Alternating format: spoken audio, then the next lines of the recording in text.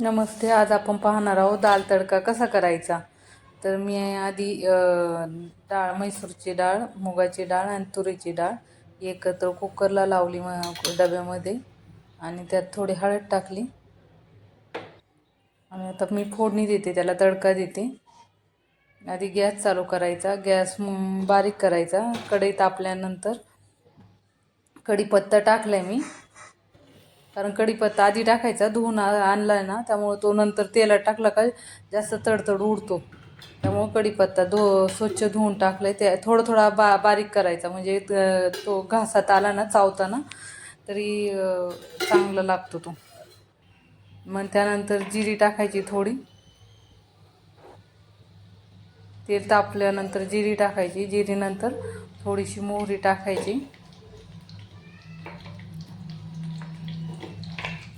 जिरे आणि मोहरी कसं असतं, पचनाला चांगलं असतं टाकलेलं आणि आपल्या शरीराला पण चांगलं असतं. मी प्रत्येक भाजीमध्ये जिरे आणि मोहरी टाकते. आणि लसणाचे थोडे थोडे काप करायचे बारीक. 2-4 लसणाच्या पाकळ्या घ्यायच्या, त्याची काप करायची. आणि मिरच्या घेतल्या मी, लाल मिरच्या, त्या टाकल्या तेलामध्ये. नंतर मग लसूण टाकला.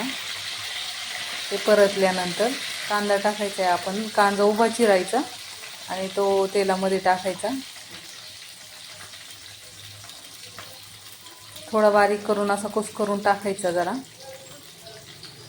हलवून घ्यायचं ते. आणि त्यात हे टाकायचं आपण, हळद पावडर टाकायची 1 चमचा. 1 चमचा हळद पावडर टाकल्यानंतर मी त्यात टाकलेली मिरची पावडर. ज्यांना जसं तिखट आवडते त्यानुसार मिरची पावडर टाकायची. हे बघा मस्त लाल असं परतलेलं आहे. खायला पण छान लागते डाळ तडका. नेहमीच साधी डाळ खाण्यापेक्षा हे पण कधीतरी करून पाहिली ना, छान लागते आपल्याला चेंज म्हणून. डाळ भात खूप छान लागते, डाळ तडका आणि भात. आणि मी त्यात डाळ टाकलेली, 3 डाळी उकडलेल्या त्या टाकल्या त्यात आता. आणि पाणी टाकले. पाणी जसं पाहिजे तुम्हाला, जर पातळ पाहिजे असेल तर डाळ पातळ, पण जास्त पातळ पण टेस्ट लागत नाही, थोडीशी मीडियमच ठेवायचं. मग नंतर चवीपुरतं मीठ टाकायचं आपण. लहान मुलांना पण अशी डाळ खूप आवडते. आणि त्यात एक मी गोष्ट सांगते की आपल्याकडं कोथिंबीर टाकायची. मी प्रत्येक पदार्थामध्ये नंतर कोथिंबीर टाकते, कारण की कोथिंबीर ही पचनाला वगैरे आणि आपल्या शरीरातली हीट पण कमी करते. त्यामुळे प्रत्येक पदार्थात आहे ना कोथिंबीर टाकायची. छान लागते चवीला पण. आणि पोरांना पण सवय लावायच्या कोथिंबीरच्या वगैरे. आमच्या घरात सगळ्यांना कोथिंबीर खूप आवडते टाकलेली त्यात. मस्त छान. आता बघा, पाहू शकता तुम्ही, छान अशी डाळ तडका तयार झालेला आहे.